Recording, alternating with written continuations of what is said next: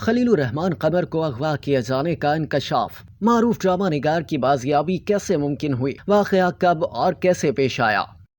Pakistan showbiz industry کے معروف drama نگار خلیل الرحمان قمر کو اغوا کیے جانے کا انکشاف سامنے آیا ہے۔ میڈیا رپورٹس کے مطابق خلیل الرحمان قمر کے اغوا کا واقعہ چند دن پہلے پیش آیا۔ میڈیا رپورٹس میں واقعے کی تفصیلات کچھ یوں بیان کی گئی ہیں کہ آمنہ نامی خاتون نے خلیل الرحمان قمر کو فون کر کے اپنے گھر بلایا تھا کہ وہ ڈرامہ بنانا چاہتی ہیں، لیکن جیسے ہی ڈرامہ نگار اس خاتون کے گھر پہنچے تو مسلح افراد نے انہیں اغوا کر لیا۔ ذرائع کے حوالے سے رپورٹ میں دعوے کیے جا رہے ہیں کہ خلیل الرحمان قمر نے اغوا کاروں کو بھاری رقم دی، جس کے بعد انہیں چھوڑ دیا گیا۔ بعد ازاں لاہور کی سندر پولیس نے واقعے کا مقدمہ خلیل الرحمان قمر کے بیان پر درج کر لیا۔ ایف آئی آر میں کہا گیا کہ ملزمان خلیل الرحمان قمر پر تشدد کرتے رہے اور انہیں مختلف جگہوں پر گھماتے رہے۔